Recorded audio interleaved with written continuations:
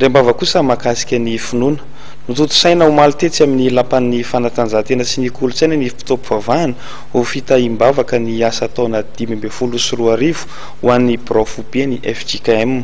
Nisy ny hafatra nampitaina ho an'ireo kristiana marobe tonga nanatrika izany. Feno hipoka ny lapan'ny fanatanjahantena sy ny kolotsaina eto Mahamasina omaly nandritra ny fanampo-pivavahana ho fitahina ny asa mandritra ny taona 2024 ho an'ny Brofopie FJKM. Fotoana nahafahan'ny pastera Rasendrasina Lala voalohan'ny FJKM ny antso ireo mpino kristianina mba hanana fitondran-tena mendrika. Dia everitsika fanamafisana indray ny fananana izany protestanta FJKM izany ny toetra feno fitiavana, toetra izay tsy miantsy na manao provocation amin'ny endriny maro samihafa na mandrangitra ho ny fitenin'ny sasany, fa io fandrangitana io ange no mahavony sasany efa fantatra fa tsy tianao mbola rangitinao ihany izy ka dia tatazo ny vokany.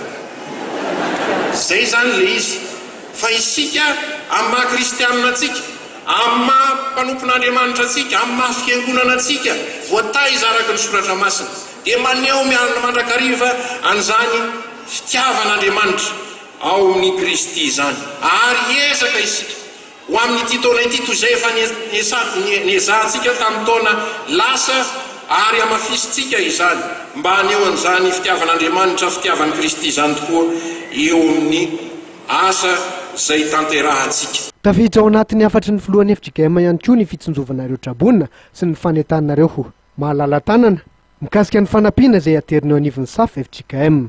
Natokana ho an'ny herinandro mavaka ty herinandro ity ary anamarika izany ny fotoam-pivavahana izay ho totosaina ny alahady 20 janoary avy izao. Fotoana irosoana amin'ny famindram-pahefana eo amin'ny filohan'ny FFKM Teolosy ankehitriny dia Monseigneur Ranarivelona Samuel John sy ny pastera Rasendrasina Lala izay andray ny fitantanana ny FFKM amin'ity taona 2024 ity. Tonga nanatrika ny fotoana ireo olo manan-kaja maro samihafa isan'izany ny filoham-pirenena Rajaonarymampiana Hery Mivady, ny Prime Ministre Ravelonarivo Jean Mivady ary ny filoham-pirenena teo aloha Andriamatoa Ravalomanina Marika izay nanatrika voalohany indray ny fotoan-dehibe toy izao amin'ny mahafiloha-lefitry ny FJKM azy. Zay ry tompo kilasy tompoko vavy ny masaka azo natolotra ho anao tamin'ity ariva ity, akasitrahana feno ianao naharitra ny jery sy ny vaovaontsika hatramin'ny farany. Tena kosa dia mame fotoana anao amin'ny rapitso ndraiky mametraky ny veloma mandrapitafa ary tompo kilasy tompoko vavy.